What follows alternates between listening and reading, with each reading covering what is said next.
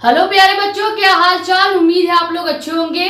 तो आज के इस वीडियो लेक्चर में हम बात करने वाले हैं 12th फिजिक्स का चैप्टर नंबर 1, जो कि क्या है, वैद्युत आवेश तथा क्षेत्र।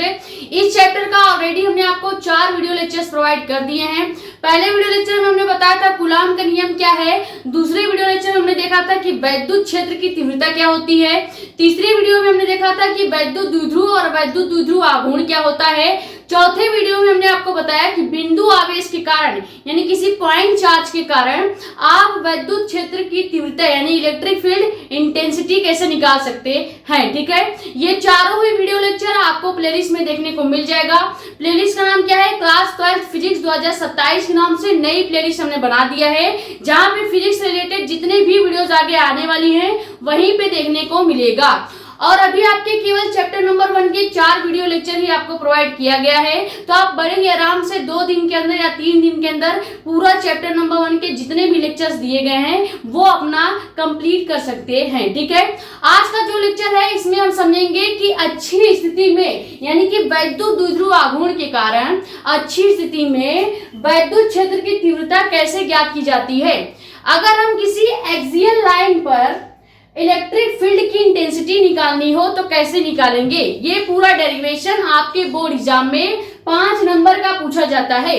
तो चाहे 1 नंबर का क्वेश्चन आए, 2 नंबर का आए, अगर बोर्ड एग्जाम में आ रहा है तो आपको वो पूरी तरह से आना चाहिए। ठीक है, अब देखो, अगर हम टॉप 50 डेरिवेशंस की बात करें, क्योंकि हम लास्ट में जब नवंबर दिसंबर आता है तो आपको एक वीडियो प्रोवाइड करते हैं 15 इंपॉर्टेंट डेरिवेशंस के नाम, तो उसमें सबसे पहला इंपॉर्टेंट डेरिवेशन चैप्टर नंबर 1 का आ जाता है, जो कि क्या है, अच्छी स्थिति में वैद्युत क्षेत्र की तीव्रता को निकालना। ठीक है, और इसका एक और डेरिवेशन है जो कि लेक्चर नंबर 6 में कराया जाएगा, निरक्षीय स्थिति में वैद्युत क्षेत्र की तीव्रता को ज्ञात करना।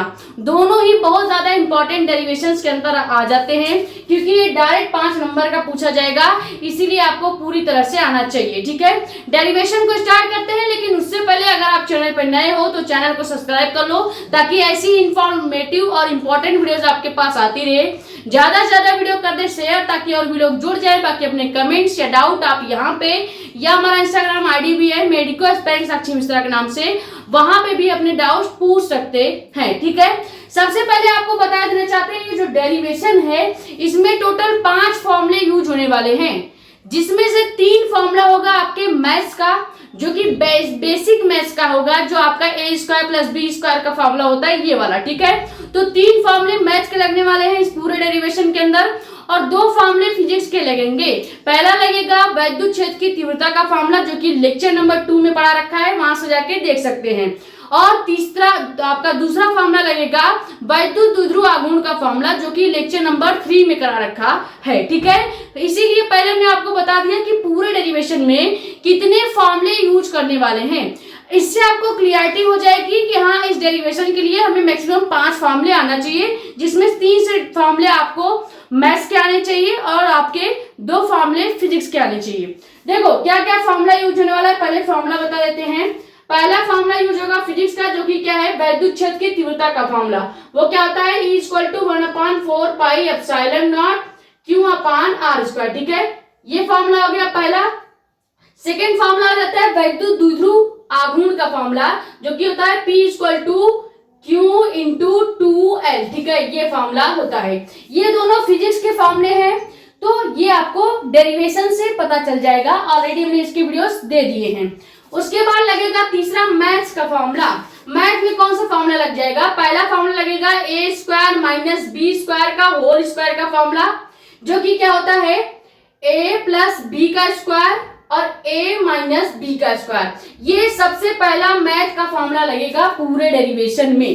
ठीक है, उसके बाद सेकेंड मैथ का फॉर्मूला क्या लगने वाला है, सेकेंड मैथ का फॉर्मूला लगेगा आपका जो बेसिक फॉर्मूला होता है, जो क्लास 8 में आपने पढ़ रखा है, a² या कह सकते हैं क्या, a + b का होल स्क्वायर, इसका फॉर्मूला। और दूसरा फॉर्मूला लगेगा a - b का होल स्क्वायर। ये दोनों ही फॉर्मूले जो a प्लस बी का होल स्क्वायर फॉर्मूला है और a माइनस बी के होल स्क्वायर का फॉर्मूला है, इस फॉर्मूले को आप कमेंट में लिख के बताएंगे। वैसे ये फॉर्मूला क्लास 8 में पढ़ाया जाता है। ये बेसिक फॉर्मूले पूरे डेरिवेशन में यूज होने वाले हैं। अब हम देखेंगे कि कब कब ये फॉर्मूला यूज होगा, वो डेरिवेशन में आपको पता चला जाएगा। अब देखो डेरिवेशन किया कैसे जाता है, पहले हमने फॉर्मूला बता दिया। अब आप चाहो तो अगर आपके पास थोड़ा सा दिमाग होगा तो आप जितने भी फॉर्मूले हैं उसको अलग पेज में लिखते चलोगे। उससे क्या होगा कि आपका फॉर्मूला का एक अलग नोट्स तैयार हो जाएगा, जिससे आपको फॉर्मूले रिवीजन करने में आसानी होगी। तो यहाँ से फॉर्मूला नोट कर सकते हैं, ठीक है। अब फॉर्मूला हम यहाँ पे इरेज कर देते हैं। देखो डेरिवेशन को समझते हैं, डेरिवेशन में किया कैसे जाता है। डेरिवेशन में पहले आपको डायग्राम बनाना होता है और उस डायग्राम में जो जो चीजें आपको दिखती हैं उसको आपको लिखना होता है इस तरह से, जैसे हमने पहले से लिख रखा है। अब जो लिखा है इसको हम नहीं पढ़ के सुनाएंगे, हम आपको डायग्राम से कैसे लिखना होता है ये पहले सिखाएंगे। क्योंकि अगर आपको डायग्राम समझ में आ गया है, डायग्राम में क्या क्या चीजें हैं, क्या क्या बिंदु लिया गया है, कितने आवेश लिए गए हैं, कितनी लंबाई दूरी ये सब लिया गया है, ये अगर समझ में आ जाता है तो आप उस डायग्राम से रिलेटेड जो भी इंफॉर्मेशन है वो डेरिवेशन में लिख सकते हो। या फिर आपको ये भी सीखना चाहिए कि अगर आपको इंफॉर्मेशन दे दिया जाए तो इस इंफॉर्मेशन से आप डायग्राम कैसे बना सकते हो। ये कैसे आएगा, ये आपको तब आएगा जब ज्यादा से ज्यादा आप डेरिवेशन अपने आप से लगाओगे, आपको पता चलेगा। आप धीरे धीरे ऑब्जर्वेशन करोगे कि कैसे डायग्राम से चीजों को लिखा जाता है या लिखी हुई इंफॉर्मेशन से डायग्राम कैसे बनाया जाता है, ठीक है। तो यहाँ पे इंफॉर्मेशन दिया गया है, इसको अभी इग्नोर करेंगे। हम क्या करेंगे, पहले डायग्राम बनाते हैं। देखो अच्छी स्थिति में जब भी वैद्युत क्षेत्र की तीव्रता पूछा जाए तो इसका पूरा क्वेश्चन कैसे पूछा जाता है बोर्ड एग्जाम में। बोर्ड एग्जाम में पूरा क्वेश्चन पूछा जाएगा कि वैद्युत द्विध्रुव के कारण अच्छी स्थिति में वैद्युत क्षेत्र की तीव्रता निकालिए, ठीक है। ये पूरा डेरिवेशन इस तरह से आएगा और इसके साथ हो सकता है एक दो न्यूमेरिकल भी जोड़ दिया जाए तो प्रॉपर क्वेश्चन 5 नंबर का बन जाता है। अब देखो जब भी हम वैद्युत द्विध्रुव के कारण यानी इलेक्ट्रिक डायपोल के कारण अच्छी स्थिति यानी कि एक्सियल लाइन की वैद्युत क्षेत्र की तीव्रता ज्ञात करते हैं तो कैसे ज्ञात किया जाएगा। हमने आपको बताया था वैद्युत द्विध्रुव का जो स्ट्रक्चर होता है वो क्या होता है। वैद्युत द्विध्रुव होता है कि समान परिमाण के दो विपरीत आवेश को अगर बहुत अल्पतम या बहुत कम दूरी पर रखा जाता है तो ऐसे बने निकाय को ही वैद्युत द्विध्रुव कहते हैं। देखो मान लो हमने यहाँ पे कोई एक पॉइंट ले लिया है, ये आपका पॉइंट क्या हो गया, ए मान लेते हैं, और थोड़ी दूरी पर हमने एक पॉइंट बी ले लिया है, ठीक है। दूसरा पॉइंट क्या हो गया, बी हो गया। अब ये आपका क्या है, एक वैद्युत द्विध्रुव है जो कि हमने क्या माना है, ए और बी होता है। अब इस ए पे मान लेते हैं कोई आवेश माइनस क्यू चार्ज दिया गया है और बी पर कोई आवेश प्लस क्यू चार्ज दिया गया है। इतनी चीजें क्लियर हो गई। अब वैद्युत द्विध्रुव होता क्या है कि जब दो समान परिमाण यानी इनका परिमाण जो है, आवेश जो है वो समान होगा। समान परिमाण का मतलब है यानी कि मान लीजिए ये क्यू आवेश जो है माइनस क्यू आवेश, इसका मान 1 होगा तो इसका मान भी 1 होगा। दोनों आवेशों का जो मान आएगा, जो पूरा वैल्यू आएगा वो समान हो जाता है, लेकिन दोनों चार्जेस क्या होंगे, विपरीत होंगे। और इनके बीच की दूरी क्या होगी, इनके बीच की दूरी मान लेते हैं बहुत कम होती है। वो कितना होता है, इनके बीच की दूरी दी गई है 2l, ठीक है, 2l मान लेते हैं, इनके बीच की दूरी हो गई। अब ये जो बना हुआ पूरा स्ट्रक्चर है, इस स्ट्रक्चर को ही हम क्या कहते हैं, इलेक्ट्रिक डायपोल यानी कि वैद्युत द्विध्रुव का स्ट्रक्चर कहते हैं। अब यही स्ट्रक्चर हमने आपको तीसरे लेक्चर में डिटेल में समझा रखा था। अब इसी स्ट्रक्चर से हम समझेंगे कि एक्सियल लाइन पर आप किसी वैद्युत क्षेत्र की तीव्रता कैसे निकाल सकते हो। अब एक्सियल लाइन का मतलब क्या हो जाएगा, देखो मान लीजिए जो वैद्युत द्विध्रुव हमको दिया गया है इसका कोई एक मध्य बिंदु यानी कि मिड पॉइंट है और वो क्या है, O, ठीक है। इसका मिड पॉइंट कितना दिया गया है, मान लेते हैं O इसका मध्य बिंदु है। अब अगर O पर से आप देखें तो बिंदु O से लेके B तक की दूरी कितनी हो जाएगी, L हो जाएगी। कैसे, क्योंकि पूरी दूरी दी गई हमको 2L। अब 2L का अगर आप आधा कर दो तो L प्लस L जोड़ने पर ही 2L आता है, ये तो आपको पता ही होगा। तो यहां से अगर हम देखें बिंदु O से लेके B तक की जो दूरी हो जाएगी वो हो जाएगी L, ठीक है। और उसके बाद ए से लेके ओ तक की दूरी कितनी हो जाएगी, ये भी आपकी एल हो जाएगी। यहां तक पहले क्लियर हो गया, इतनी चीजें क्लियर हुई। हमने कुछ नहीं किया, केवल दो द्विध्रुव लिया है ए और बी, ये आपका वैद्युत द्विध्रुव हो गया। मान लेते हैं पहले वैद्युत द्विध्रुव ए पर कोई आवेश माइनस क्यू चार्ज दिया गया है, दूसरे वैद्युत द्विध्रुव बी पर कोई आवेश प्लस क्यू चार्ज दिया गया है। अब द्विध्रुव का मतलब होता है कि इनके बीच की जो दूरी होगी वो 2l यानी कि बहुत कम होती है। तो ए से लेके बी तक की पूरी दूरी कितनी है, 2l है। तो आधी दूरी कितनी हो जाएगी, l और l हो जाएगी।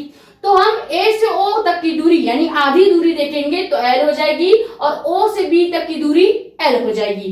टोटल दूरी 2l हो जाएगी। क्लियर हो गया, दूरियां आपको क्लियर हो गई। अब क्या करना है, अब एक्सियल लाइन के लिए हम इस डायग्राम को कैसे कन्वर्ट करेंगे। हम मान लेते हैं कि ये जो मध्य बिंदु O दिया गया है, इस मध्य बिंदु O से R दूरी पर कोई एक पॉइंट दिया गया है। मान लीजिए पॉइंट क्या है, P। ठीक है, कोई बिंदु क्या दिया गया है, P दिया गया है। बहुत ही आराम से डायग्राम को समझा रहे हैं एक एक स्टेप से, क्योंकि फिजिक्स ऑलरेडी आप लोगों को कठिन लगता है, इसीलिए धीरे धीरे बता रहे हैं। ठीक है, अब देखो हमने कुछ नहीं किया, इस मध्य बिंदु O से R दूरी पर कोई एक पॉइंट P ले लिया है।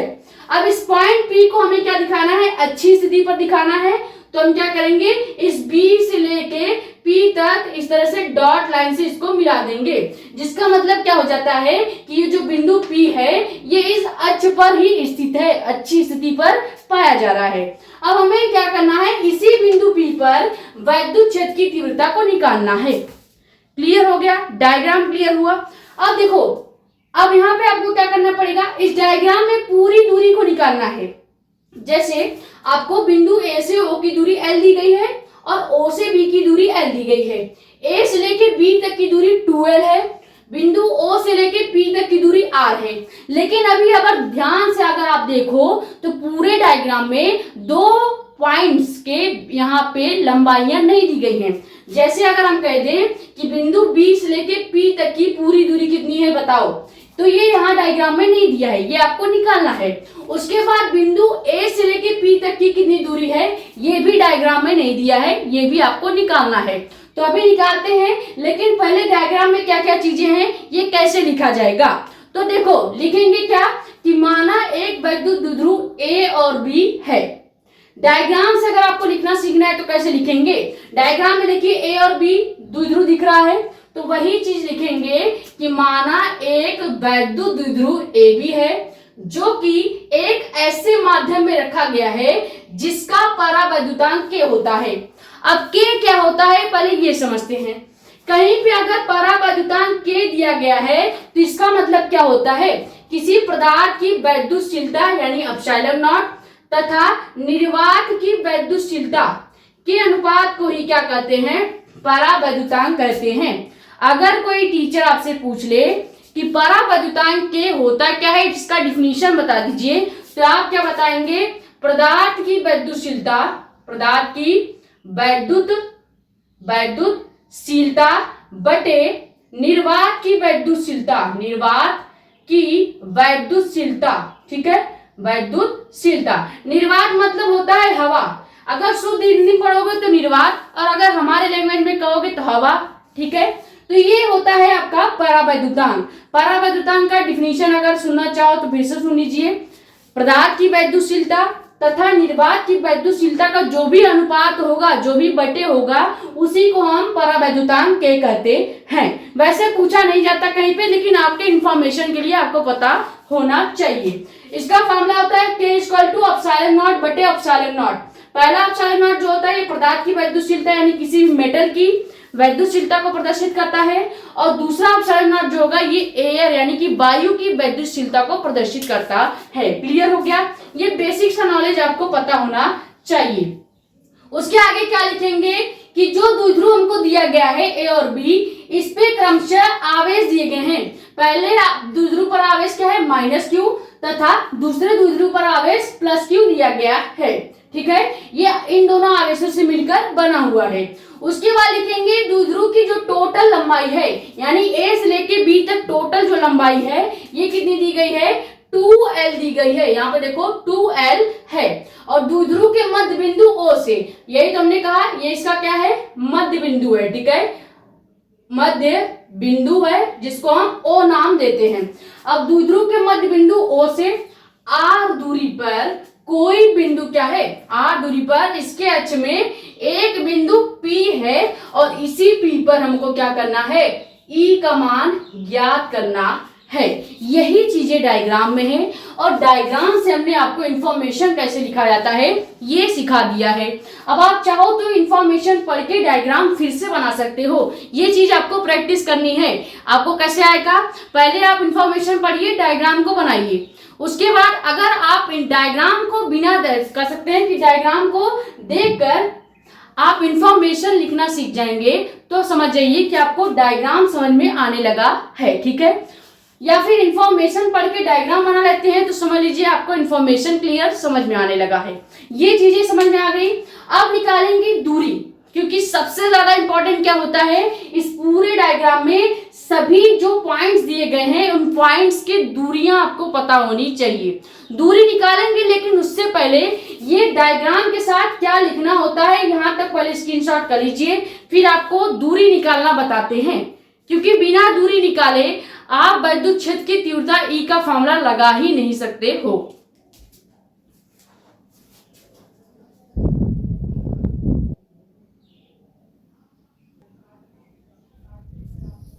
तो अब देखो इस डायग्राम से दूरी कैसे निकालेंगे। हमें पहले पता करना है कि पूरे डायग्राम में किस पॉइंट की दूरियां हमको निकालनी है और किस पॉइंट की दूरी दी गई है। तो देखो ध्यान से अगर आप देख रहे होगे तो A से O की दूरी L दी गई है, O से B की दूरी L है, A से B की दूरी 2L दी गई है और हमें चाहिए क्या, बिंदु B से P की दूरी, या आप यहाँ पे लिख सकते हो क्या कि प्लस Q आवेश से बिंदु P की दूरी क्या है ये ज्ञात करना है। यानी पहले हमको निकालना है क्या, पहले हमको निकालना है यहाँ प्लस Q आवेश से लेके इस पॉइंट P तक के बीच की जो दूरी होगी वो, ठीक है। उसके बाद हमें निकालना है इस माइनस Q आवेश, या आप यहाँ पे लिख सकते हो कि बिंदु A से P की दूरी, यानी माइनस Q आवेश से लेके इस P बिंदु तक की जो दूरी होगी इसको हमें निकालना है। कैसे निकालेंगे यहाँ पे अलग से समझते हैं। देखो हमें क्या दिया गया है, पूरी दूरी R दी गई है, पूरी दूरी R दी गई है। अब अगर R में हमें क्या चाहिए, A से लेके P तक की दूरी चाहिए, A से P की दूरी चाहिए, तो आधी दूरी तो हमको कितनी दी गई है, बिंदु O से P की दूरी कितनी दी गई है, R दी गई है। यानी कि मान लो यहाँ पे पॉइंट O है और पॉइंट O से पॉइंट P की दूरी दी गई है R, ठीक है। अब हमें चाहिए पॉइंट A से पूरी दूरी, तो हमें क्या करना है, इस बिंदु A से O की दूरी कितनी दी गई है, बिंदु A से O की दूरी L दी गई है, यहाँ पे देखो दिया गया है कि नहीं, और आधी दूरी O से P की R दी गई है। तो अब हम क्या करेंगे, अगर हमें माइनस Q आवेश से दूरी चाहिए तो हम इस R को क्या करेंगे, L के साथ जोड़ देंगे। तो इसकी टोटल दूरी A से लेके P तक की टोटल दूरी क्या आ जाएगी, A से लेके P तक की टोटल दूरी आपकी आ जाएगी क्या, R प्लस L आ जाएगी। ये पहले आपको क्लियर हुआ कि नहीं, इसीलिए हमने पहले डायग्राम को अलग से निकाल के फिर बताया। देखो A से O की दूरी L दी गई है, यानी यहां से अगर हम नापे तो ये दूरी L पहले से दी गई है और आधी दूरी R दी गई है O से लेके P तक की। हमें चाहिए टोटल A से P की दूरी, तो जो R दूरी पहले से दी गई थी उसमें हमने बिंदु A से O की दूरी L को जोड़ दिया। जैसे इस पूरे दूरी को आप जोड़ोगे तो आपको बिंदु A से लेके P तक की दूरी मिल जाएगी, जो कि क्या होता है, R प्लस L होता है। क्लियर हो गया, इस तरह से निकालना है। अब सेकेंड दूरी निकाल के बताते हैं। सेकेंड दूरी कैसे निकलेगी, फिर से हम सारे पॉइंट्स को बनाएंगे ताकि आपको क्लियर हो जाए। देखो दूसरी दूरी हमें चाहिए क्या, इस B से लेके P तक की दूरी, B से P की दूरी क्या हो जाएगी, R प्लस L, A से P की दूरी आई, तो आप डायरेक्ट लिख सकते हो कि B से P की दूरी माइनस R प्लस L आएगा। लेकिन डायरेक्ट आपको नहीं लिखना, आपको सीखना भी है, तो सिखा देते हैं। देखो क्या करना है, पहले हमें बिंदु O से लेके P तक की दूरी कितनी दी गई है, R दी गई है, तो ये हमने लिख लिया O से P की दूरी R दी गई है, ठीक है। लेकिन यही O से P के बीच में एक पॉइंट आपका आता है B, ठीक है, B आता है। अब B से O की दूरी कितनी है, B पॉइंट जो है, इस B से O की दूरी हमको L दी गई है, L दी गई है। और हमें क्या चाहिए, इस B से P की दूरी तो चाहिए, यानी हमको पूरी दूरी कितनी दी गई है, R दी गई है, और इसी में आधी दूरी L दी गई है। तो अगर हम क्या कर दें, R में से L को घटा दें, तो क्या हमारी ये वाली दूरी निकल के आ जाएगी, निकल के आ जाएगी कि नहीं। अगर हम इस R दूरी में से इस L दूरी को घटा दें तो हमारा प्लस Q आवेश से P तक की दूरी, या कह सकते हैं बिंदु B से लेके P तक की दूरी आ जाएगी। तो यहाँ पे टोटल दूरी क्या आएगी, R माइनस L। तो यहाँ पे हम क्या लिख देंगे, जो हमारा प्लस Q आवेश से लेके बिंदु P तक की दूरी आई है, ये क्या आएगी, R माइनस L आ जाएगी। यहाँ पे आपको दूरियां निकालना आ गया। पहले आप देखोगे कि आपको क्या क्या दूरी दी गई है। जैसे यहाँ पे L दिया गया है और आपको एक आधी दूरी, पूरे डायग्राम की आधी दूरी R दी गई है। अब आधे में से जो पहले आपको पूरा निकालना है A से P तक, तो आप A वाले पॉइंट की जो आधी दूरी दी गई है, A से O तक की दूरी, उसको R से क्या करोगे, जोड़ दोगे। तो R से L जोड़ोगे तो R प्लस L बिंदु A से P की दूरी आ गई। या आप लिखोगे क्या कि माइनस Q से P की दूरी R प्लस L आएगी। क्लियर हो गया। उसके बाद प्लस Q से P की दूरी क्या आ जाएगी, R माइनस L आएगी। ये हमने निकाल के बता दिया। अब अगर आपको दूरियां नहीं समझ में आई है तो एक जगह से और बता देते हैं। मान लो कोई बिंदु दिया गया है, इसका दूरी कितना है, 10 सेंटीमीटर, ठीक है। अब आपको आगे 2 सेंटीमीटर दूरी और दे दी गई है और आपसे टोटल दूरी पूछी जा रही है। तो आप निकालोगे क्या, 10 में 2 को जोड़ दोगे, 10 में 2 के जोड़ दोगे तो टोटल 12 सेंटीमीटर की दूरी आ जाएगी। ये समझ लो हमने यही यहाँ पे किया है, ठीक है। हमने 10 में 2 को जोड़ा है, यानी कि R में L को जोड़ दिया है। उसके बाद अगर आपको इधर पीछे की साइड पूछा जाएगा तो कैसे करोगे, आप इसी 10 में से 2 सेंटीमीटर को घटा दोगे तो आ जाएगा क्या, टोटल 8 सेंटीमीटर, या कह सकते हैं 8 सेंटीमीटर आपका यहाँ की दूरी आ जाएगी। इस तरह से निकाला जाता है किसी भी दूरी को। दूरी निकाल लिया, अब जो चीजें निकाली है वही हम पॉइंट बना के लिख देंगे।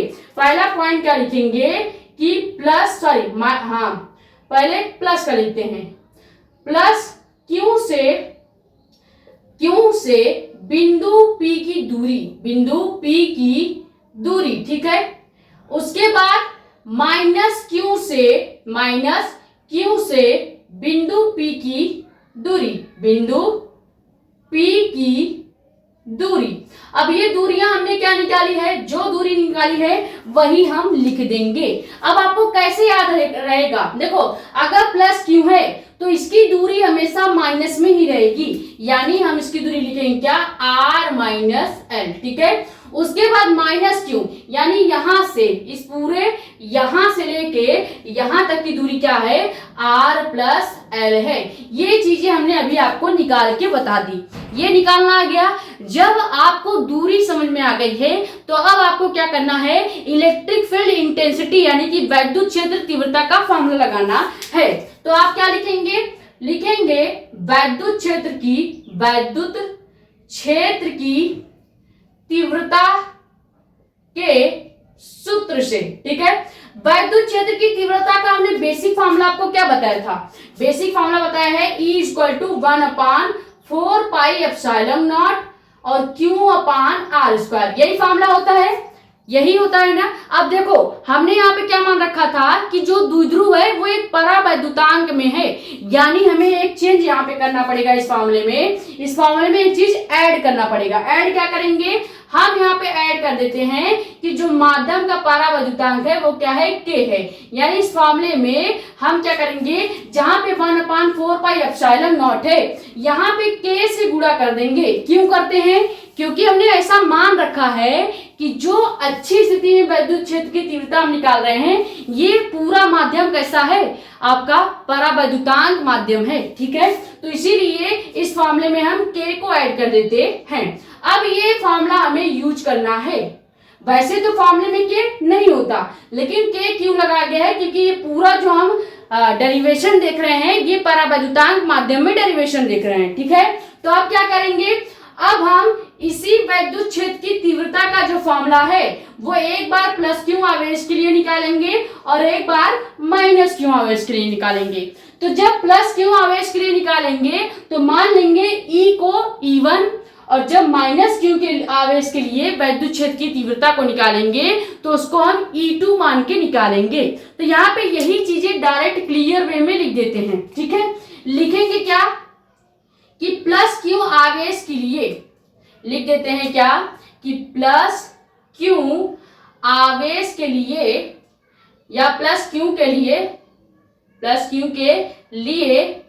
वैद्युत क्षेत्र की तीव्रता, वैद्युत क्षेत्र की तीव्रता, अब इसको हम मान लेते हैं E1 है, ठीक है, E1 है, ये पहले निकालते हैं। जब प्लस क्यू के लिए यानी कि इस पहले वाले आवेश के लिए यानी कि प्लस क्यू से बिंदु P की दूरी के लिए जब आप वैद्युत क्षेत्र की तीव्रता का फॉर्मूला लगाओगे तो उसको E1 मान के लगाना है। ये हमने बेसिक फॉर्मूला इसलिए बताया है ताकि आपको पता हो जाए कि हमने वैद्युत क्षेत्र की इसी फॉर्मूला का यूज करके दो आवेशों के लिए दो समीकरणें बनानी है। देखो ये फॉर्मूला जब हम प्लस क्यू के लिए यूज करेंगे तो हम E को E1 मान लेंगे और जहां पे R स्क्वायर है वहां पे ये दूरी रखेंगे जो R माइनस L दिया गया है। यही चीज आपको चेंज करना है, तो कर देते हैं। फॉर्मूला वही रहेगा, E1 कर देंगे यहाँ पे equal to 1/4 pi epsilon not into के, यहां तक सेम रहने वाला है। क्यू भी आपका सेम रहेगा। अब जहां पे फॉर्मूले में आर स्क्वायर होता है, जब आप प्लस क्यू के लिए ये फॉर्मूला निकालोगे तो आर स्क्वायर की जगह आपको क्या कर देना है, आर माइनस एल लिख देना है, क्योंकि आवेश तो आपका वही है लेकिन दूरी आपकी बदल गई है। देखो हमने बताया है कि माइनस क्यू से प्लस क्यू का देख रहे हैं ना, देखो प्लस क्यू से लेके बिंदु पी तक की दूरी आर माइनस एल है, तो हम क्या करेंगे, आर स्क्वायर जो है यहां पे लिख देंगे आर माइनस एल का होल स्क्वायर। ये क्लियर हुआ, ये आपका बन गया समीकरण नंबर 1। क्लियर हुआ, कुछ नहीं किया है, पूरा फॉर्मूला सेम रहेगा, क्यू तक सेम रहेगा, आर बस आपको क्या लिखना है, चूंकि हम प्लस क्यू के लिए ले रहे हैं तो प्लस क्यू की दूरी क्या है, आर माइनस एल है, तो जहां पे आर स्क्वायर है वहां पे हम आर माइनस एल का होल स्क्वायर लिख देंगे, बस इतना ही चेंज आपको करना है। इसी तरह से माइनस क्यू आवेश के लिए हम क्या करेंगे, माइनस क्यू आवेश के लिए हम दूरी का फॉर्मूला विद्युत क्षेत्र की तीव्रता का फॉर्मूला निकालते हैं। तो लिखेंगे यहाँ पे क्या लिखेंगे कि माइनस क्यू के लिए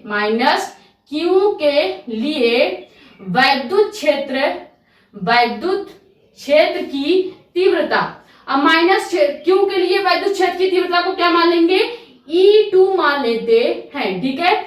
अब E2 का इक्वेशन क्या बनेगा, E2 का इक्वेशन यहाँ पे बना के दिखा देते हैं। देखो यहाँ पे लिखेंगे E2 equal to 1/4 pi epsilon not into K, यहाँ तक सेम रहने वाला है। उसके बाद फॉर्मूला आपका क्या है, Q, तो Q भी सेम लिखेंगे। आर स्क्वायर दिया गया है, लेकिन अब हमें क्या करना है, आर स्क्वायर की जगह हमें इस माइनस क्यू बिंदु से लेके माइनस क्यू पॉइंट से लेके पी पॉइंट के बीच की जो दूरी आई है आर प्लस एल, इसका स्क्वायर करना पड़ेगा। तो यहाँ पे हम लिख देंगे आर प्लस एल का स्क्वायर। ये बन गया इक्वेशन नंबर 2, ठीक है। यहां तक क्लियर हुआ कि नहीं, पूरा फिर से समझा देते हैं। पहले हम प्लस क्यू आवेश से लेके बिंदु पी की दूरी निकाल रहे हैं, जिसकी दूरी हमने कितनी निकाली, आर माइनस एल। फिर माइनस क्यू से बिंदु पी की दूरी हमने निकाली आर प्लस एल, ठीक है। जब दूरियां निकल जाएंगी तो हम लगाएंगे इलेक्ट्रिक फील्ड इंटेंसिटी का फॉर्मूला, जो कि होता है E equal to 1/4 pi epsilon not Q upon are square. लेकिन हमने यहाँ पे माध्यम का परावैद्युतांक के मान रखा था, इसीलिए हमने यहाँ पे के का भी गुणा कर दिया है। अब ये फॉर्मूला हम इन दोनों आवेशों के लिए लगाएंगे, तो जो दूरियां हैं वहां पे हम दूरी का ये मान रखेंगे जो अभी हमने निकाला।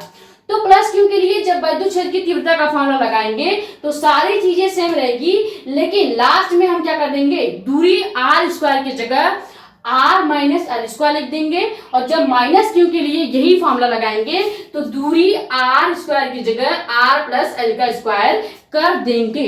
ये दोनों इक्वेशन तक आपको समझ में आ गया।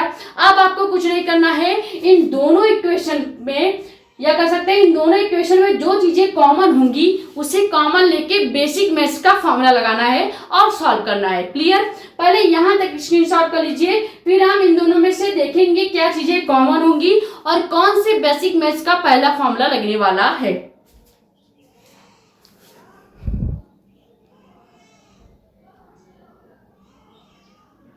तो यहां तक आपने स्क्रीनशॉट कर लिया।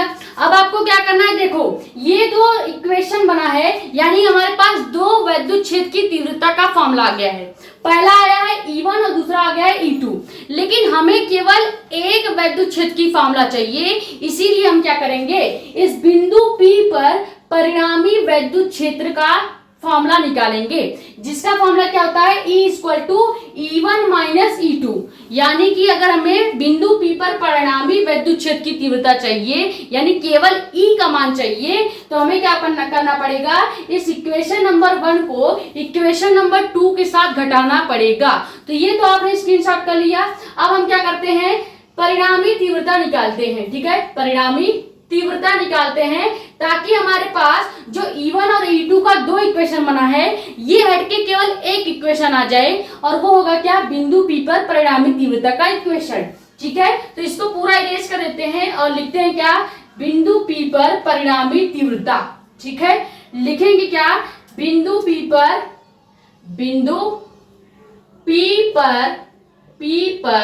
परिणामी तीव्रता। परिणामी तीव्रता कैसे निकलता है, जब आपको दो इक्वेशन मिल जाते हैं तो आपको एक इक्वेशन निकालने के लिए क्या करना पड़ता है, समीकरण 1 को समीकरण 2 से घटाना पड़ता है। तो परिणामी तीव्रता निकालने के लिए एक फॉर्मूला आपको याद रखना पड़ेगा, जो कि क्या होता है, E = E1 - E2। ये अगर आपको याद है तो बड़े ही आसानी से आप परिणामी तीव्रता, इस बिंदु P पर परिणामी तीव्रता को निकाल सकते हो। यहां तक क्लियर हो गया? अब हम क्या करेंगे, इस इक्वेशन में, इस समीकरण में पूरा जो E1 का मान था और E2 का मान था, इसको रख के घटा देंगे। तो रखते हैं, यहाँ पे E वैसे ही रहेगा। E1 का मान क्या था, E1 का मान था 1/4 पाई ε0 के, और उसके बाद Q अपान पहले हमारा मान क्या था, R - L का होल स्क्वायर। ठीक है, उसके बाद पूरा फॉर्मूले का माइनस का हम निशान लगाएंगे। E2 का मान क्या रखेंगे, 1/4 पाई ε0 के, और उसके बाद Q अपान यहां पे हो जाएगा R + L का होल स्क्वायर। यहां तक क्लियर हुआ? हमने कुछ नहीं किया है, केवल E1 का मान और E2 का मान घटा दिया है। यहां तक क्लियर हुआ? E1 का मान क्या आया था, हमने E1 निकाला था प्लस Q के लिए, तो प्लस Q का जो दूरी था वो हमेशा माइनस में आएगा, यानी R - L का स्क्वायर आएगा। वही हमने E2 निकाला था किसके लिए, माइनस Q आवेश के लिए, तो माइनस Q आवेश के लिए दूरी क्या थी, R + L का स्क्वायर थी। तो यही दोनों हमने E1 और E2 का मान रख दिया है। अब इन दोनों को घटाएंगे तो कैसे घटाया जाएगा, अब यहाँ से आपका कैलकुलेशन स्टार्ट होता है। अब यहाँ से फोकस होके देखिएगा, क्योंकि मैथ्स के फॉर्मूले लगेंगे और आपकी सिटी पिट्टी गोल होने वाली है। ठीक है, ध्यान से समझेंगे कैसे इसको सॉल्व किया जाता है। यहाँ पे आपको सबसे ज्यादा इस पूरे समीकरण में क्या दिख रहा है, हमें सबसे ज्यादा दिख रहा है 1/4 पाई ε0 के और Q। ठीक है, ये दोनों सेम है, अलग क्या है इसमें, R - L का स्क्वायर और R + L का स्क्वायर, ये अलग है। जो अलग है उसे पहले ही अलग कर दो। ठीक है, आपको क्या करना है, जो कॉमन है उसको बाहर ले लेंगे, यानी E आपका पहले से बाहर रहेगा, क्योंकि ये तो हमें निकालना ही है। उसके बाद सबसे बाहर क्या करेंगे, हम बाहर कर देंगे क्या, Q अपान 4 पाई ε0 के। ये हमको पूरे इक्वेशन में, पूरे इस घटाने में कॉमन दिख रहा है, जिसको हमने बाहर कर लिया। उसके बाद अंदर क्या बच जाएगा, जब इस वाले Q को और इस वाले Q को हम बाहर कर लेंगे, तो जब भी ये बटे के ऊपर का कोई भी निशान बाहर जाता है तो यहाँ पे हम 1 मान लेते हैं। ठीक है, तो अंदर आपका क्या बच जाएगा, 1/R - L का स्क्वायर माइनस 1/R + L का स्क्वायर हो जाएगा। यहां तक क्लियर हुआ कि नहीं? बहुत ही सिंपल सा कैलकुलेशन है। जब आप E1 का मान E2 के मान से घटाएंगे, जो चीज कॉमन लगेगी उसको बाहर ले लेना है। जैसे हमें यहाँ पे Q और 4πε0 कॉमन लग रहा था, तो इसको हमने बाहर ले लिया। यहाँ पे 1/r माइनस एल का स्क्वायर बचेगा और यहाँ पे 1/r प्लस एल का स्क्वायर बचेगा। अब इसको कैसे सॉल्व करेंगे? यहाँ पे आपका लगेगा फॉर्मूला ए स्क्वायर प्लस बी स्क्वायर का होल स्क्वायर वाला, जो हमने पहला आपको फॉर्मूला बताया था। देखो कैसे लगेगा। सबसे पहले जब इस प्रकार का कैलकुलेशन भिन्नात्मक गुणा या भाग आपके पास आएगा तो कैसे सॉल्व करते हैं, इसको कैसे सॉल्व करेंगे? ये दूरी अब हम मिटा देते हैं और इस डायग्राम को भी मिटा देते हैं ताकि थोड़ा सा आपको क्लियर दिखने लगे। ठीक है, यहाँ पे रुको एक सेकेंड, ये इसका स्क्वायर था। ठीक है, अब इसको सॉल्व कैसे करेंगे? यहाँ पे हम इसका कैलकुलेशन करेंगे। देखो, जब भी इस तरह का आपके सामने बटे का कुछ भाग या गुणा आ जाए और वहां पे कुछ इस तरह से मीनिंग टाइप लिखा हो, जैसे आर स्क्वायर एल स्क्वायर इस तरफ से लिखा हो, तो कैसे सॉल्व करते हैं? यहाँ पे देखो, सबसे पहले हम क्या करेंगे, इस आर प्लस एल स्क्वायर का गुणा इस एक के साथ कर देंगे और इस आर माइनस एल स्क्वायर का गुणा इस वाले एक के साथ कर देंगे। सबसे पहले ये करना है, यानी इन दोनों का आपको क्या करना है, तिर्यक गुणा कर देना है।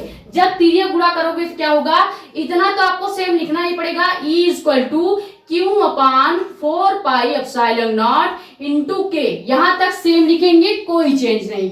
अब आप जब r प्लस एल स्क्वायर का गुणा इस वाले एक के साथ करेंगे तो ये पूरा उठ के डायरेक्ट यहाँ लिखा जाएगा।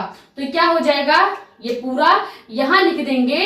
तो यहां पे हम लिख सकते हैं क्या, r प्लस एल का स्क्वायर। ठीक है, माइनस का निशान लगाएंगे।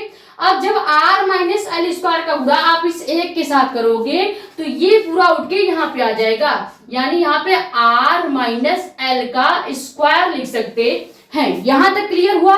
लेकिन मसला ये नहीं है कि आप ऊपर कैसे सॉल्व कर रहे हैं, मसला ये है कि नीचे कॉमन लेने वाला पार्ट आ गया है।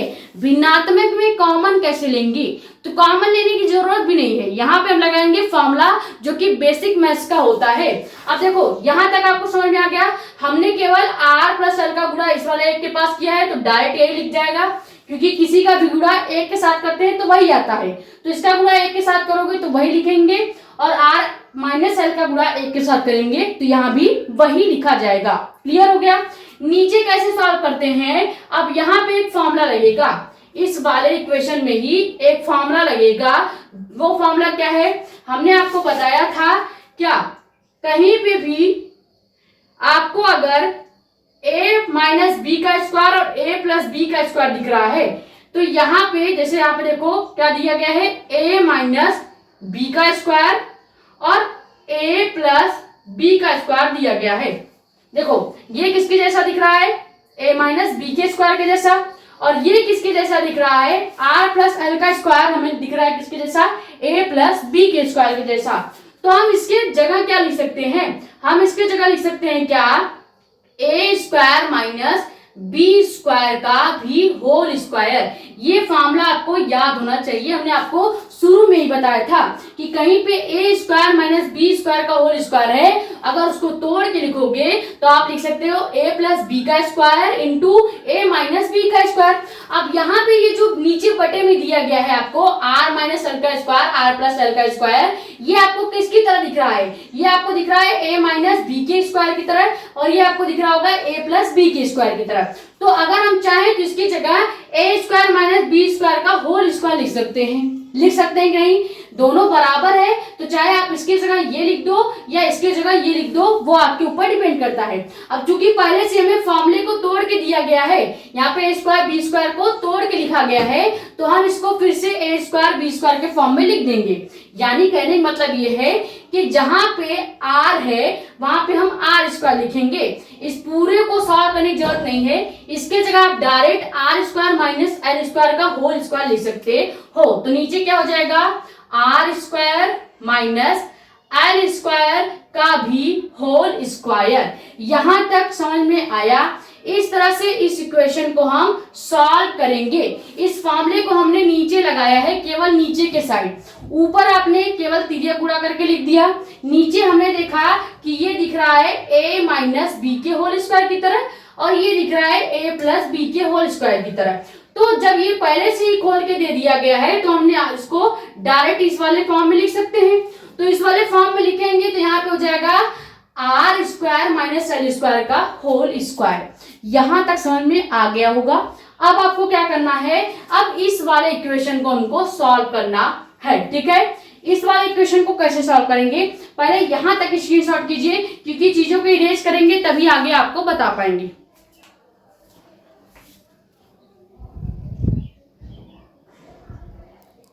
तो देखो लास्ट में हमारा समीकरण क्या आया था, E equal to Q upon 4 pi epsilon not के आर माइनस एल का स्क्वायर, जो कि हमने तिर्यक गुणा करके लिखा था, और आर माइनस एल का स्क्वायर ये भी हमने तिर्यक गुणा करके लिखा था।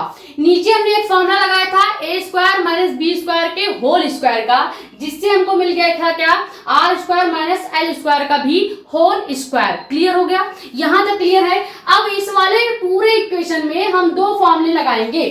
कैसे लगाएंगे, देखो ऊपर हम क्या करेंगे, इन दोनों फॉर्मूले को लगाने वाले हैं। ये जो आपको a प्लस बी स्क्वायर दिख रहा है और a माइनस बी का होल स्क्वायर दिख रहा है, a प्लस बी का होल स्क्वायर, यहाँ पे होल स्क्वायर होगा तो ये बाहर लिखेंगे। ठीक है, a प्लस बी का होल स्क्वायर और a माइनस बी का होल स्क्वायर लगाएंगे कहाँ पे, इस केवल ऊपर वाले पार्ट पे। क्यों, क्योंकि अगर आप ध्यान से देखो तो ये किसकी तरह दिख रहा है, a प्लस बी के होल स्क्वायर की तरह दिख रहा है। तो यहाँ पे हम पहला फॉर्मूला लगा देंगे। उसके बाद आर माइनस एल स्क्वायर जो है ये आपको a माइनस बी स्क्वायर की तरह दिख रहा है, तो यहाँ पे हम ये फॉर्मूला लगाएंगे। कैसे सॉल्व करना है, देखो पहले जो चीजें चेंज नहीं होने वाली हैं उसको वैसे ही लिख लेते हैं। जैसे E आपका नहीं बदलेगा तो वैसे लिखेंगे, Q भी नहीं बदलेगा वैसे लिख देंगे, 4 पाई एप्सिलॉन नॉट इंटू के भी नहीं बदलेगा वैसे ही लिख देंगे। अब क्या करना है, ऊपर आपको फॉर्मूला लगाना है। पहले हम लगाएंगे a प्लस बी के होल स्क्वायर का फॉर्मूला, तो दिया क्या गया है a स्क्वायर, a मान लेते हैं r है तो r का square, plus b square, b मान लेते हैं l दिया गया है तो l का स्क्वायर, प्लस 2ab, तो 2 हो जाएगा, a हमारा l है, r है, और b क्या है, l है। ठीक है, ये पहले समझ में आया कि नहीं, हमने कुछ नहीं किया, ये जो r प्लस एल स्क्वायर है ये a प्लस बी स्क्वायर की तरह दिख रहा था, तो हमने मान लिया a आपका r है और b आपका l है, तो a का स्क्वायर प्लस b का स्क्वायर प्लस 2ab हो गया। क्लियर, अब फॉर्मूले का जो माइनस है वो हम लगा देंगे। ये है हमारा फॉर्मूले का माइनस। फॉर्मूले का माइनस है जिसको अलग कलर से दिखाते हैं ताकि आपको समझ में आए। ठीक है, अब यहाँ पे r माइनस एल का होल स्क्वायर करेंगे तो क्या हो जाएगा, सेम उसी तरह से होगा। यहाँ पे a का स्क्वायर दिया है तो यानी r का स्क्वायर, प्लस b का स्क्वायर दिया है यानी कि l का स्क्वायर। अब यहाँ पे माइनस लगाएंगे क्योंकि फॉर्मूले में होता है, तो माइनस 2ab का मतलब क्या हो जाएगा, 2rl। क्लियर हो गया, यहां तक क्लियर हुआ या नहीं। ये दोनों ही फॉर्मूला हमने केवल ऊपर के साइड अप्लाई किया है, नीचे जो है आपका वैसे ही रहेगा, नीचे कुछ चेंजिंग नहीं आने वाली है। नीचे हम क्या लिख देंगे, R square minus L square का होल स्क्वायर, ये वैसे ही रहेगा। अब क्या करना है, अब आपको क्या करना होगा, ये जो माइनस दिया गया है इस माइनस का गुणा इस पूरे वाले इस माइनस ए स्क्वायर प्लस बी स्क्वायर के फॉर्मूले के साथ, सॉरी ए माइनस बी स्क्वायर के फॉर्मूले के साथ गुणा कर देना है। यानी सीधे सीधे हम क्या करेंगे, जो माइनस है इसका गुणा इस वाले प्लस के साथ करेंगे, इस वाले माइनस के साथ करेंगे। कैसे होगा, देखो जो चीजें नहीं बदलने वाली है पहले उसको लिखते हैं। जैसे ई आपका नहीं बदलेगा तो हम यहाँ पे क्या करेंगे, ई नहीं बदलने वाला है तो ई वैसे ही लिखेंगे, इक्वल टू क्यू नहीं बदलेगा वैसे ही रहेगा, 4 पाई एप्सिलॉन नॉट इंटू के नहीं बदलेगा वैसे ही रहेगा। अब यहाँ पे ये जो R square L square plus 2rl है ये भी नहीं बदलेगा, इसको भी ऐसे लिख देंगे, R square plus L square plus 2rl। यहां तक समझ में आ गया। अब हमें इस वाले माइनस का गुणा इस पूरे समीकरण के साथ करना है, तो कैसे करेंगे, जब इस वाले माइनस का गुणा पूरे समीकरण के साथ करेंगे तो क्या हो जाएगा, पहले फॉर्मूले का माइनस तो हमें लगाना ही पड़ेगा, फॉर्मूले का माइनस हम लगाएंगे ही। अब यहाँ पे आर स्क्वायर वैसे ही उतर जाएगा और प्लस का गुणा सॉरी माइनस का गुणा प्लस के साथ करेंगे तो क्या हो जाएगा, माइनस, यानी आर स्क्वायर के बाद जो प्लस लगा है इसको हम माइनस में कन्वर्ट कर देंगे। क्यों करेंगे, क्योंकि अंदर हम माइनस का गुणा सबके साथ कर रहे हैं, तो ये जो प्लस है ये माइनस के साथ गुणा होते ही माइनस हो जाएगा। एल स्क्वायर हम वैसे लिख देंगे। अब माइनस का गुणा माइनस के साथ करेंगे तो क्या हो जाएगा, प्लस हो जाएगा, और 2RL आपका वैसे ही रहेगा। इतनी चीजें क्लियर हो गई। नीचे का हम वैसे लिख देंगे, इसमें कोई चेंजिंग अभी नहीं करना है। नीचे क्या है, R square minus L square का होल स्क्वायर। यहां तक क्लियर हो गया। अब जो चीजें कटेंगी उसको हम काट देंगे। जैसे यहाँ पे आर स्क्वायर से आर स्क्वायर कट जाएगा, एल स्क्वायर से एल स्क्वायर कट गया। हमारे पास क्या बच जाएगा, हमारे पास बचेगा E equal to Q upon 4πε0 into के। यहां तक समझ में आ गया। नीचे का पूरा वैसे बचेगा, तो नीचे का पहले लिख लेते हैं R square minus L square का होल स्क्वायर। ऊपर क्या बच रहा है, ऊपर बचेगा 2RL और 2RL। जब 2RL का गुणा 2RL से करते हैं तो ऊपर आ जाता है 4RL। ये क्लियर हुआ कि नहीं, यानी हमारे पास बच गया E equal to Q upon 4πε0 के। उसके बाद 2RL का गुणा 2RL से करेंगे तो 4RL हो गया, और नीचे आपका सेम वही चीज रहेगा। अभी नीचे के साथ हम कोई छेड़छाड़ नहीं कर रहे हैं, यानी नीचे जो R square minus L square का होल स्क्वायर है ये वैसे ही रहेगा। अब इसको कैसे सॉल्व करेंगे, पहले यहां तक स्क्रीनशॉट कीजिए, फिर इसको एक अलग तरीके से लिखा जाएगा। क्यों लिखा जाएगा, ताकि यहाँ पे हम फिजिक्स का सेकेंड फॉर्मूला लगा पाए, जो कि वैद्युत द्विध्रुव का होता है P equal to Q into 2L। ठीक है, वो फॉर्मूला लगाने के लिए हम इस वाले इक्वेशन को एक अलग तरीके से लिखेंगे, जिसमें सभी चीजें तो समान रहेंगी लेकिन लिखने का तरीका अलग होगा। पहले यहां तक स्क्रीनशॉट कर लीजिए। ये समझ में आ गया कि नहीं, इस स्लाइड में हमने कुछ नहीं किया है। सबसे पहले हमें ये a प्लस बी का होल स्क्वायर लग रहा था और ये a माइनस बी का होल स्क्वायर, तो दोनों फॉर्मूले को यहाँ पे अप्लाई करेंगे, नीचे वाला सेम रहेगा। अब उसके बाद माइनस का अंदर गुणा कर देंगे, जो चीजें कटेंगे उसको काट देंगे, जो बचा है उसको वैसे ही लिख देंगे। अब इसको हम एक अलग पैटर्न में लिखेंगे ताकि यहाँ पे वैद्युत द्विध्रुव P का फॉर्मूला लगा सके। यहां तक चीजें क्लियर है, एक एक स्टेप डिटेल में बता रहे हैं ताकि आपको दोबारा ये डेरिवेशन सीखने की जरूरत नहीं पड़े, आप खुद से लगा लोगे।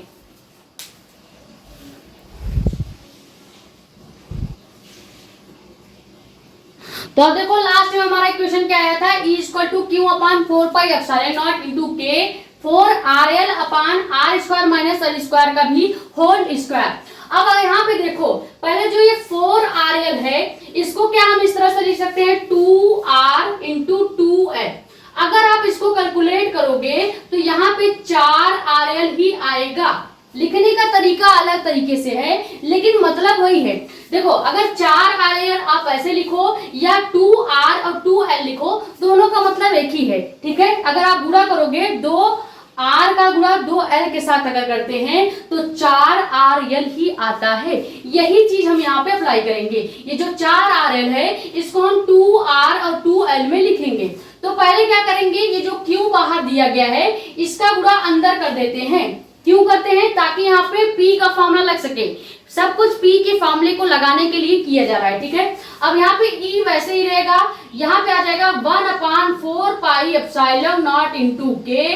क्यों आएगा, क्योंकि हम इस Q का गुणा अंदर कर रहे हैं, तो Q का गुणा अंदर करेंगे तो Q इंटू 2L लिखेंगे। पहले यहाँ पे Q इंटू 2L लिखेंगे। आप चाहो तो इसको Q इंटू 2L ऐसे भी लिख सकते हो, या यहाँ पे डॉट लगा के भी लिख सकते हो, क्योंकि फिजिक्स में डॉट का मतलब भी गुणा होता है। ठीक है, तो यहाँ पे Q इंटू 2L हो गया, इसको ब्रैकेट में कर लेते हैं। उसके बाद नीचे क्या हो जाएगा, नीचे आपका कोई चेंज नहीं रहेगा। ये जो R square minus L square का होल स्क्वायर है इसको ऐसे ही रहने देंगे। अभी हमारे पास केवल 2L है, अभी हमारे पास क्या बच रहा है, 2R बच रहा है। तो पीछे क्या करेंगे, इसके साथ 2R के साथ गुणा कर देंगे।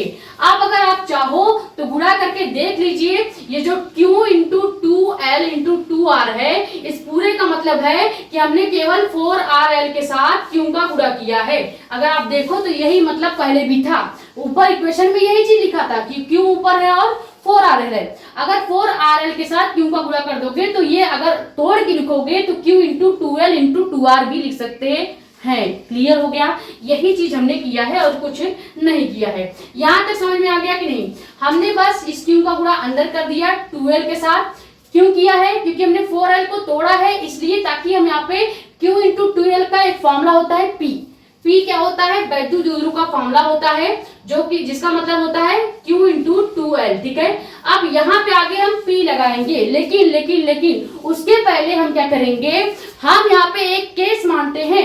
हम मान लेंगे कि जो ये L स्क्वायर दिया गया है, मान लेते हैं यदि L स्क्वायर क्या है, बहुत छोटा है R से, तब R से तब, क्योंकि डायग्राम में हमने देखा था कि R जो है वो पॉइंट O से लेके P तक दिया गया है और इसकी लंबाई भी बहुत ज्यादा है। लेकिन अगर हम देखें L की लंबाई, तो L हमको केवल O से B तक मिल रहा था या O से A तक मिल रहा था, तो देखने में L की लंबाई छोटी थी एज कम्पेयर टू R। ठीक है, तो यहाँ पे वही चीज तो हम लिख रहे हैं, यही लिख रहे हैं कि यदि L जो है, L स्क्वायर जो है ये बहुत छोटा हो जाए और R क्या हो, बड़ा हो, तब क्या होगा, तब जो ये L स्क्वायर है इसको लगभग हम 0 मान लेते हैं। ये केस आपको इस वाले इक्वेशन में लगाना है। जैसे ही हम L स्क्वायर को 0 मानेंगे तो क्या होगा, यहाँ पे देखिए E आपका वैसे रहेगा 1/4 pi epsilon not into K आपका वैसे रहेगा, ऊपर का भी हम वैसे ही लिख देते हैं Q into 2L into 2R, ये वैसे ही रहने देंगे। ठीक है, नीचे क्या बचेगा, L स्क्वायर हो गया 0। क्यों 0 हुआ अभी बता दिया है कि L की लंबाई जो है वो बहुत छोटी है R के कंपेयर में, तो L हो गया 0, तो हमारे पास क्या बच गया, L स्क्वायर गायब हो जाएगा, केवल R स्क्वायर का होल स्क्वायर बचेगा। क्या बचेगा, R स्क्वायर का होल स्क्वायर बचेगा। अब इसको सॉल्व करोगे तो क्या होगा, इसको सॉल्व कर देते हैं, एक एक स्टेप बता रहे इसलिए लंबा हो रहा है। ठीक है, देखो अब नीचे जो ये R स्क्वायर का होल स्क्वायर है, इसको चाहो तो आप लिख सकते हो क्या, R की पावर 4। हमने पहले ही बताया था, अगर जैसे 10 घाते 2 दिया गया है और इसका स्क्वायर करने को बोला जा रहा है, तो 10 आपका वैसे ही रहता है, 2 का केवल स्क्वायर होता है तो 4 हो जाएगा। ठीक है, इसी तरह से R का स्क्वायर दिया गया है तो हम क्या कर सकते हैं कि R की पावर 4 हो जाएगा। तो यही चीज हम करेंगे। यहाँ पे E equal to 1/4 pi epsilon not into K same रहेगा, ऊपर का भी सेम ही लिख देते हैं क्योंकि अभी हम केवल नीचे वाला सॉल्व कर रहे हैं। ठीक है, इंटू 2R, नीचे क्या हो जाएगा, ये जो R स्क्वायर का होल स्क्वायर है इसको सॉल्व करेंगे तो यहाँ आप लिख सकते हैं R की पावर 4। ये क्लियर हो गया, R की पावर 4 तक क्लियर हो गया होगा। अब पहले यहां तक आप क्या करेंगे, स्क्रीनशॉट करेंगे, या फिर पहले इसको थोड़ा सा और सॉल्व कर लेते हैं। देखो इसको और सॉल्व करेंगे तो क्या होगा, जब इसको आगे सॉल्व करोगे तो जो चीजें सेम रहेंगी पहले वो लिख देते हैं। जैसे E आपका सेम रहेगा, Q आपका सेम रहेगा, 4 pi epsilon not into K ये भी आपका सेम रहेगा, ऊपर का भी पूरा सेम रखते हैं क्योंकि अभी नीचे पहले सॉल्व कर ले। ठीक है, Q into 2L into 2R यहां तक सेम है। नीचे क्या होगा, नीचे जो आपका R की पावर 4 है और यहाँ पे जो R 2R के साथ हमने गुणा किया है, हम क्या करेंगे, R की पावर 4 से इस 2R के R को काट देंगे तो क्या बचेगा, केवल यहाँ पे 2 बच जाएगा, R पूरी तरह से कट जाएगा, तो केवल यहाँ पे हम क्या लिखेंगे, 2 लिखेंगे और यहाँ पे क्या बच जाएगा, R क्यूब हो जाएगा। यहां तक समझ में आ गया है। अब हमें कुछ नहीं करना है, जहां पे Q इंटू 2L दिया गया है, यहाँ पे अब हम इस P को रख देंगे। तो P रखेंगे तो क्या हो जाएगा, हमारा फॉर्मूला आ जाएगा जो हमें निकालना था। फॉर्मूला क्या आ जाएगा, E equal to Q upon 4 pi epsilon not into K। अब यहाँ पे Q इंटू 2L की जगह लिख देंगे क्या, P इंटू 2 अपान R क्यूब। लेकिन ये सही तरीका नहीं है फॉर्मूले का। अगर हम P इंटू क्यू अपान R क्यूब लिख रहे हैं तो ये फॉर्मूले का सही तरीका नहीं है, ये सही मायने में फॉर्मूला नहीं है। तो फॉर्मूला कैसे बनेगा, हम इस 2 का गुणा P के आगे कर देंगे तो क्या हो जाएगा, 2P अपान R क्यूब हो जाएगा। ये हो गया आपका अच्छी स्थिति में वैद्युत क्षेत्र की तीव्रता का फॉर्मूला। ठीक है, वो भी कब, जब परावैद्युतांक K दिया गया होगा तब। लेकिन मान लो अगर परावैद्युतांक K नहीं दिया गया है तब फॉर्मूला क्या होगा, ये फॉर्मूला पहले आप यहां तक स्क्रीनशॉट कीजिए। ये आपका मेन फॉर्मूला आ जाता है जब परावैद्युतांक, आप लिख लीजिएगा, जब परावैद्युतांक K दिया गया हो, परावैद्युतांक K दिया गया हो तब E का फॉर्मूला क्या आएगा, E equal to Q upon 4πε0 into के 2p/r²। यहां तक क्लियर होगा। ये स्क्रीनशॉट कीजिए, फिर बताते हैं कि जब परावैद्युतांक के नहीं होगा तो मेन फॉर्मूला क्या आएगा।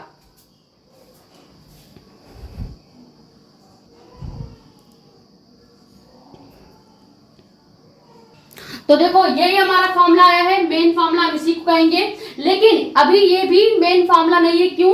क्योंकि यहाँ पे परावैद्युतांक के दिया गया है। अब मान लेंगे क्या कि यदि जो के है ये 1 के बराबर हो, ठीक है, 1 के बराबर हो तब क्या हो जाएगा, हम फॉर्मूला लिख देंगे E इक्वल टू 1/4πε0 2p/r³। ये फॉर्मूला आपको याद रखना है। इसके पहले हमने ये फॉर्मूला भी आपको बताया, लेकिन ये फॉर्मूला तब लगेगा जब न्यूमेरिकल में के दिया गया हो, यानी कि परावैद्युतांक के दिया गया होगा, तब आप अच्छी स्थिति का तीव्रता का ये वाला फॉर्मूला लगा के न्यूमेरिकल सॉल्व करेंगे। लेकिन जब के नहीं दिया गया होगा तो मेन फॉर्मूला आपका क्या आ जाएगा, E इक्वल टू 1/4πε0 2p/r²। अब यहाँ पे E क्या है, तो अच्छी स्थिति में वैद्युत क्षेत्र की तीव्रता है, ठीक है, वैद्युत क्षेत्र की तीव्रता है। वहीं पे P क्या है, तो वैद्युत द्विध्रुव है, ठीक है, वैद्युत द्विध्रुव को बताता है, इलेक्ट्रिक डाइपोल को बताता है। R³ क्या है, तो ये दूरी हो जाएगी। ये आपका हो गया किसी भी अच्छी स्थिति में वैद्युत क्षेत्र की तीव्रता का फॉर्मूला कैसे निकाला जाता है। भले ही वीडियो लगभग 1 घंटे की हुई है, ये डेरिवेशन केवल 20 मिनट का था। अगर हम लगाते हैं अपने लिए तो केवल 20 मिनट या 15 मिनट का ये डेरिवेशन होता है, लेकिन आपको पूरा एक पॉइंट से पॉइंट तक बताना, एक डिटेल से डिटेल तक बताने के लिए हमने इस वीडियो को लगभग 1 घंटे लंबा किया है। लेकिन इस वीडियो के बाद आपको किसी की भी इस डेरिवेशन की वीडियो नहीं देखनी पड़ेगी, इसकी गारंटी मेरी है। लेकिन कब आएगा आपको, जब आप इसे 2-3 बार खुद से लगा लोगे, ठीक है। तो आई होप ये वीडियो लेक्चर आपके लिए हेल्पफुल रहा होगा। बहुत ही डिटेल में और डीप में हमने आपको समझा दिया है कि किसी भी वैद्युत द्विध्रुव आघूर्ण के कारण अच्छी स्थिति में वैद्युत क्षेत्र की तीव्रता का फॉर्मूला कैसे आता है, ठीक है। वीडियो पसंद आई तो वीडियो को लाइक कर दें, नए हैं तो चैनल को जरूर सब्सक्राइब कर दें, ताकि ऐसी इंफॉर्मेटिव और इंपॉर्टेंट वीडियोस आपके पास आती रहे। ज्यादा से ज्यादा वीडियो कर दें शेयर, ताकि और वीडियो जुड़ जाए। बाकी अपने कमेंट्स चलाउट आप यहाँ पे, या हमारा इंस्टाग्राम आईडी भी है मेडिको एस्पिरेंट साक्षी मिश्रा के नाम से, वहां पे भी अपने डाउट पूछ सकते हैं, ठीक है। कल के वीडियो लेक्चर में हम देखेंगे केमिस्ट्री, और केमिस्ट्री में हम समझेंगे IPSC नामकरण करने का सेकेंड वीडियो लेक्चर, जिसमें समझेंगे कि किसी भी स्ट्रक्चर से IPSC नाम कैसे देते हैं, या कार्बन श्रृंखलाओं का IPSC नाम कैसे देते हैं, ठीक है। ये स्क्रीनशॉट कर लीजिए। मिलते हैं नेक्स्ट वीडियो में। Thank you so much.